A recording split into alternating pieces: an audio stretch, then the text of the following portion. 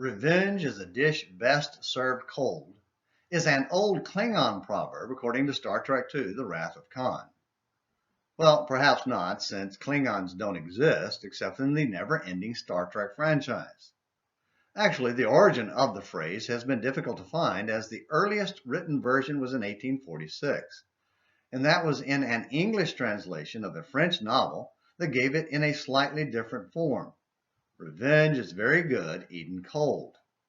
The meaning of the phrase obviously indicates the need to take time to plan and prepare for revenge, so it can be taken at a time of one's own choosing. Even if there was no known use of the phrase before 1846, the practice was perfectly demonstrated 3,000 years ago in the story of Absalom, Amnon, and Tamar. In case you don't recall, Amnon was the half-brother of Absalom and Tamar, as King David was their father.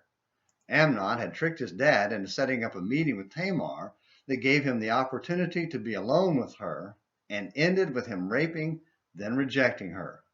The devastation it brought her was soon overshadowed by the way her brother responded. Rather than react in the anger of the moment, Absalom let the hate fester in his heart as he plotted his revenge.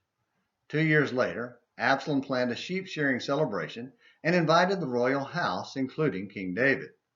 David refused to go and, despite apparent misgivings, consented to Amnon attending with the rest of the king's sons. 2 Samuel 13, verses 23 through 27.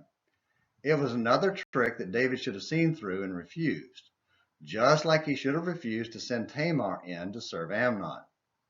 At first, his doubts were clear when Absalom responded to his repeated refusal to personally attend with one specific request. If not, please let my brother Amnon go with us.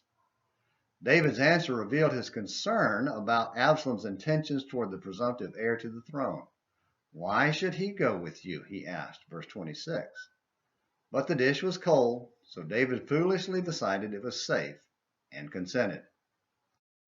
However, Absalom was prepared to get his revenge.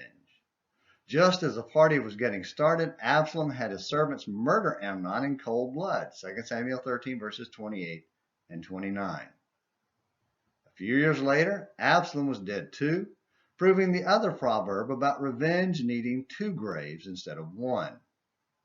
Maybe that's why God constantly tells us to leave revenge up to Him. His judgment and timing is perfect, while ours is often so very wrong. Thank you for watching Morning Minutes in the Bible.